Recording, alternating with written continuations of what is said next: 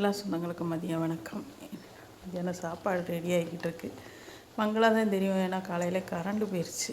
தேங்காய் கூட அரைக்கலை.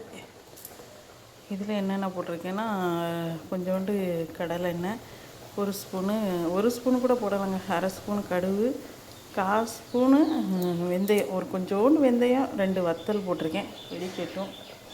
அடுத்து இங்கே நான் என்ன நறுக்கி வச்சுருக்கேன்னா, ஒரு கைப்பிடி அளவுக்கு சின்ன வெங்காயம், 4 பச்சை மிளகாய், ஒரு 3 தக்காளி, கொஞ்சோண்டு கத்திரிக்காய்,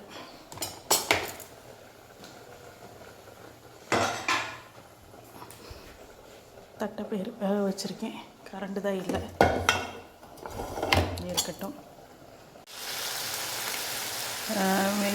எடுத்தோடனே தாளித்ததுக்கப்புறம் அடுத்து வெங்காயம், பச்சை மிளகாய், தக்காளி போட்டு வதக்கிட்டு அடுத்து கத்திரிக்காயும் போட்டு வதக்கி எடுத்திருக்கேன்.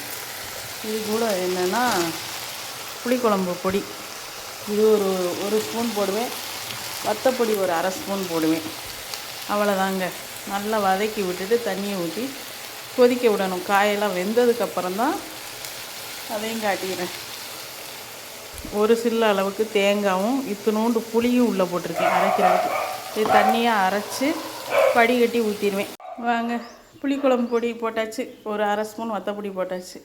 நல்லா வேகட்டும். வெந்ததுக்கப்புறம் கரண்டு வந்தால் தேங்காய் அரைச்சி ஊற்றணும். இல்லையா தட்டாம்பயிரையும் போட்டுருவோமா? இல்லை, காய் கொஞ்சம் வேகட்டும், வெந்ததுக்கப்புறம் போடலாம். வாங்க, ஸ்கூலுக்கு சாப்பாடு ரெடி ஆயிடுச்சு. தட்டாம்பயிறு புளிக்குழம்பு. தேங்காய் மட்டும் ஊற்ற முடியல, கரண்டு போயிடுச்சு.